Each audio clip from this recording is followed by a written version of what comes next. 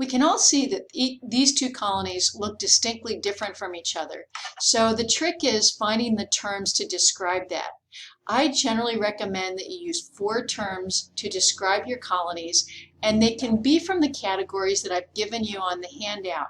They can also be terms that you make up because the colonies have a distinct appearance that have a descriptor that would describe them well.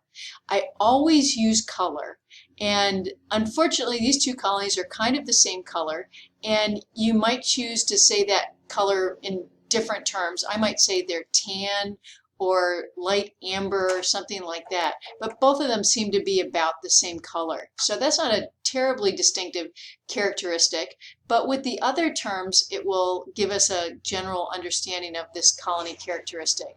So if we look at, for example, colony form, and so the form is going to be the overall shape of that colony, I would say both of these, number 1 and number 2, are circular.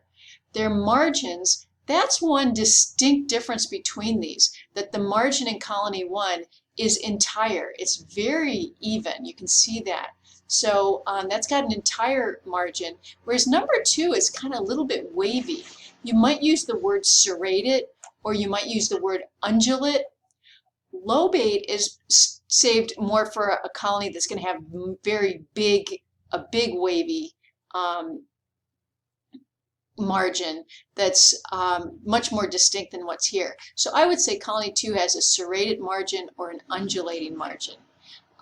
Elevation, that looks kind of different in these two colonies too.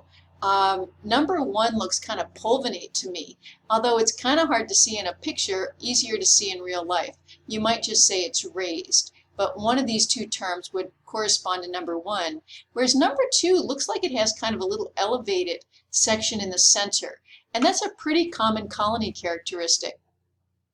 And so you might say that that is umbonate, and again that would be easier to see in a live demonstration where you can kind of tilt the plate and see it, but it's definitely got a different elevation, and that's a distinction here.